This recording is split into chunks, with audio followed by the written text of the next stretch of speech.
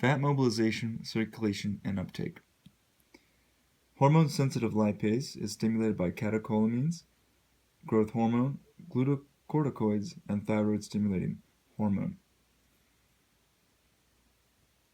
This process uses ATP, protein kinase, which releases the hormone-sensitive lipase.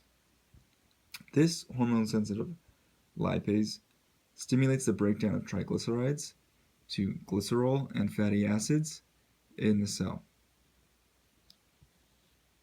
These are transported into the venule through lipolysis, and then they're bound to a transporter protein, most commonly albumin, and enter circulation in the body. Fat activation and translocation.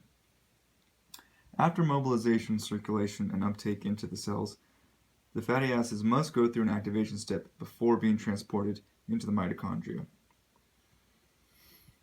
1-ATP is used along with coenzyme A to convert the fatty acid chain to a compound called fatty acyl-CoA.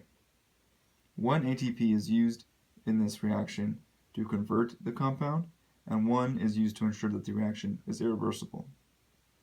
This process takes place outside the mitochondrial membrane in the cytoplasm.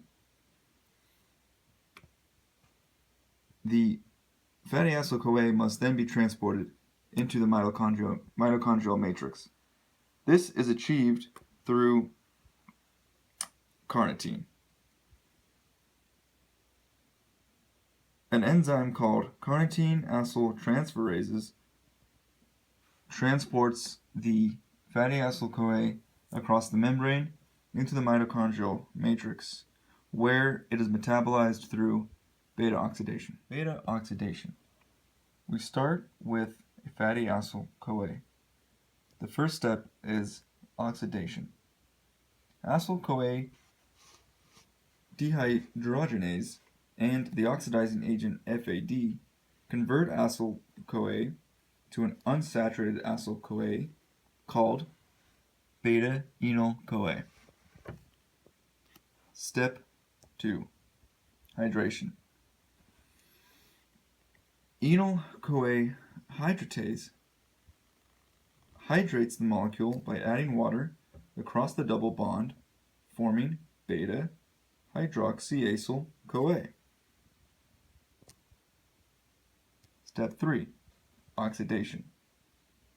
A second oxidation uses beta-hydroxyacyl-CoA dehydrogenase and oxidizing agent NAD+ to make beta-ketoacyl-CoA.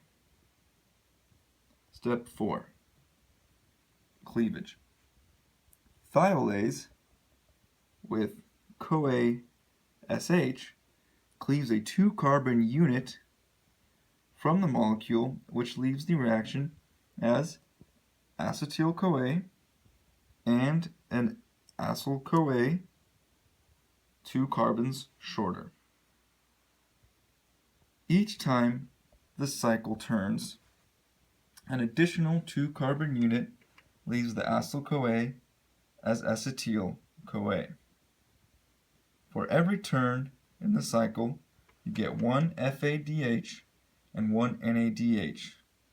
These go to the electron transport chain. You are also left with one acetyl-CoA, which goes to the Krebs cycle. Every time the acyl-CoA goes around the cycle, it has 2 fewer carbons. This molecule will keep going around the cycle until there are no more carbons left.